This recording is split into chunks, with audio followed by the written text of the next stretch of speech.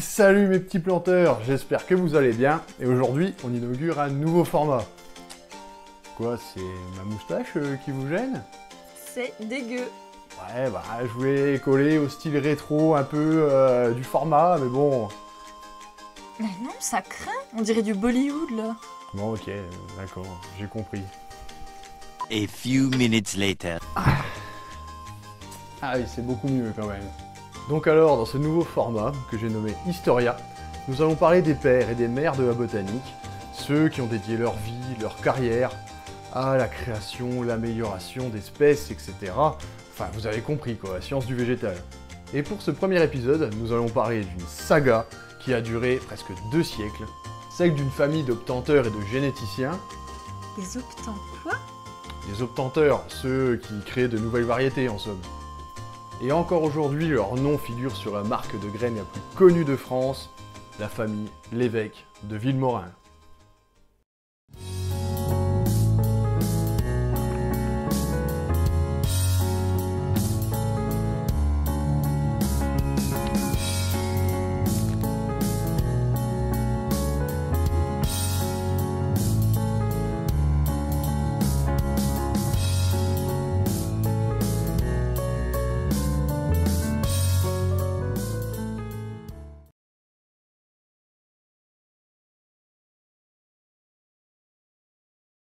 L'histoire de cette illustre famille de grainetiers commence en 1743, quai de la Mégisserie, en plein cœur de Paris, dans l'actuel 1er arrondissement, et au numéro 4 pour être précis. Quand ouvre un commerce de graines et de plantes nommé Coq de la Bonnefoy. C'est quoi le rapport avec les graines? Aucune idée. À la tête de cette échoppe, Claude Geoffroy, maîtresse grainière, ainsi que son époux Pierre Andrieux, botaniste pour le compte du roi Louis XV, le bien-aimé himself. Excusez-moi du peu. Leur magasin fut renommé plus tard au Roi des Oiseaux, en 1747, et ils sortirent, ce qui était plutôt novateur pour l'époque, un catalogue de vente par correspondance en 1766. On parle bien de Villemorin, là. Oui, on y arrive. En 1774, Adélaïde d'Andrieux, la fille de Claude et de Pierre, tient à perpétuer le commerce familial. Elle se marie à Philippe Victoire de Villemorin, fils d'agriculteur lorrain venu étudier à Paris. Ah, même décentralisé existait déjà? Bah non, je crois pas. Il étudie la médecine, puis la botanique avec le soutien de Pierre. Il devint d'ailleurs membre de l'Académie d'agriculture de France. Il sort en 1783 un papier nommé « Instruction sur les méthodes de conservation des pommes de terre », ce qui minimisa vraiment les pertes des récoltes. Et du coup, les deux époux créèrent la maison Villemorin-Andrieux. Déjà? Non, mais il y a encore des trucs à dire, attendez! C'est à ce moment que Philippe Victoire de Villemorin commence à importer des espèces qui n'étaient connues jusque-là qu'à travers les planches des botanistes. Par exemple, rutabaga, ou les betteraves sucrières et fourragères, mais aussi le tulipier de Virginie et d'autres espèces exotiques utilisées à but purement ornemental. Il publie, en 1778, en plus du catalogue de graines, le premier catalogue de plantes, d'arbres et d'arbustes.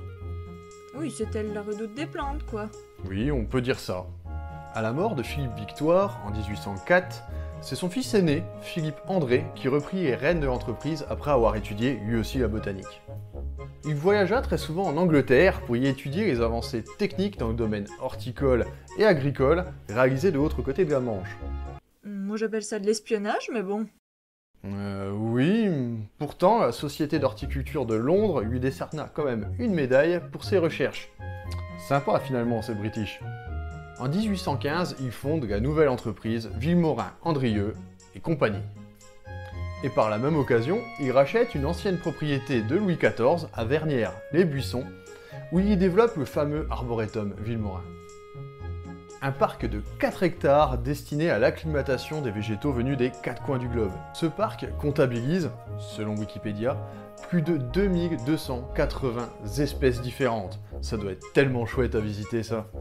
C'est privé, mais possible sur demande écrite apparemment. Et le mec ne s'arrête pas là. En 1821, il achète le domaine des Barres dans le Loiret, qui ne fait pas moins de 283 hectares, où il plante une forêt expérimentale. En majorité des pins et des chênes, afin d'y étudier les espèces qui pourraient faire de bons mâts pour les navires, car à cette époque, la France est obligée de les importer. Un bon patriote, cet André. Bah ouais.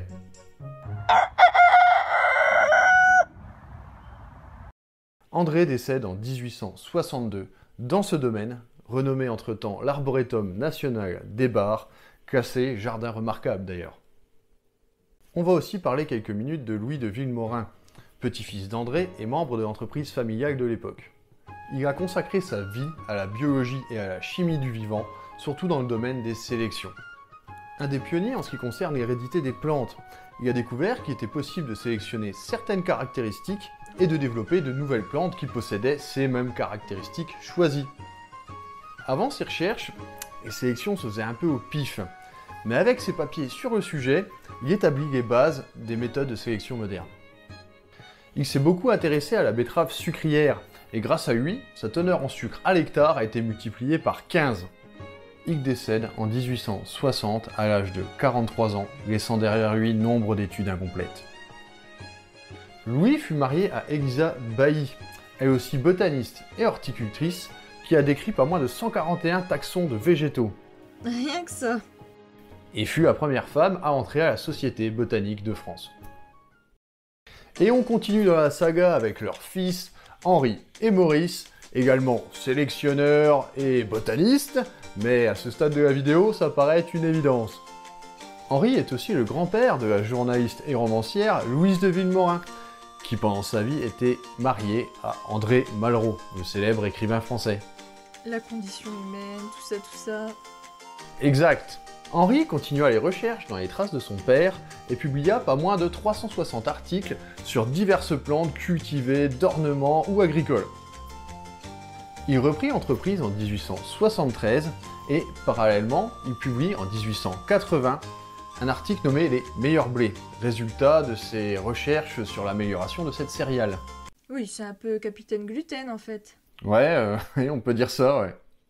En 1893, il sort un ouvrage en anglais, paradoxalement nommé The Flower of the French Riviera, qui est une description de notre flore locale. La liste de ses œuvres est assez épaisse, allant de l'étude des chrysanthèmes jusqu'à la possible utilisation des eaux d'égout dans le domaine horticole. Ouais, le mec brassait large. Son fils, Philippe, continua bien sûr cette tradition, et il était un grand passionné d'iris. J'adore les iris. Et il travailla d'ailleurs beaucoup à l'hybridation de ceux-ci. Il va créer aussi l'arboretum de Pézanin, en Haute-Saône, un domaine de 27 hectares dédié à l'acclimatation des végétaux exotiques, ainsi que pour pouvoir les étudier, qui d'ailleurs, celui-là, est visitable tout le temps. On peut y aller, il n'y a pas de problème. Et on va finir cette saga horticole avec André et Roger de Villemorin. D'ailleurs, petite anecdote, Roger, c'est le fils du roi Alphonse XIII d'Espagne. Bon, Philippe l'a quand même reconnu en tant que son fils. Ah ouais? Ouais, ça lui posait pas de problème, visiblement. Parlons maintenant d'André. Parlons maintenant d'André, qui après une jeunesse assez intense dans l'armée et de nombreux voyages, réintègre l'entreprise familiale Villemorin-Andrieux en tant que directeur général. Qui redresse un peu d'ailleurs, car l'entreprise n'était plus au sommet de sa gloire à cette époque. En 1962, il quitte l'entreprise et fonde la Sikasof, une société qui veille au respect des propriétés des semences. André décède en 1987, mais sa vie est assez dense et je vous invite à vous renseigner sur lui. À cette époque, c'est Roger qui est à la tête de l'entreprise, où il dirige aussi tout l'aspect scientifique. Mais en 1972, un certain René Audet rachète l'entreprise parisienne et la déplace dans le Maine-et-Loire. Elle fut revendue en 1975 au groupe Limagrin, puis renommée Villemorin Compagnie, et par la suite Villemorin SA depuis son entrée en bourse en 1993, pour devenir et rester la marque que l'on connaît actuellement. La firme a aussi intégré avec le temps d'autres franchises, comme par exemple Cloos, Tézier et France Graines, enfin bref, du beau monde. La marque rayonne depuis sur toute la planète et en 2019, son chiffre d'affaires s'élevait à 1491 millions d'euros, ce qui est plutôt pas mal. Ben oui, en effet. Bien évidemment, je précise que cette vidéo n'est pas du tout un placement de produit pour cette marque. Je voulais juste vous faire connaître l'histoire impressionnante de cette famille qui s'est investie corps et âme sur des générations afin d'améliorer le monde végétal que l'on connaît. Ils ont laissé de nombreux héritages de leurs travaux, dont l'herbier Villemorin, classé monument historique, qui comporte pas moins de 56 000 planches. Ça fait beaucoup de planches. Ah ouais, comme tu dis. Et on va finir avec une citation de Roger de Villemorin au sujet du jardin de Pézanin, qui résume plutôt bien la philosophie de cette famille. Il disait: D'ici peu, lorsque sa valeur se sera affirmée sous le poids des uns et des épreuves toujours répétées du climat, nous souhaitons qu'il attire ce qui intéresse les essais forestiers et les collections exotiques. Aux forestiers, aux amateurs, nous demanderons alors de nous aider à tirer de la vaste expérience entreprise les conclusions qu'elle engendrera.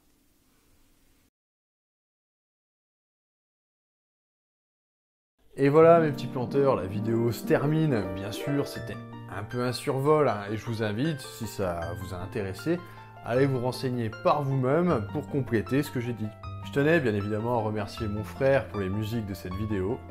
Donc bien évidemment, n'hésitez pas à mettre un petit pouce bleu, à vous abonner si ce n'est pas déjà fait, et mettre en commentaire si le nouveau format vous a plu. On se retrouve bientôt pour de prochaines vidéos, et n'oubliez pas de cultiver et de vous cultiver. À la prochaine!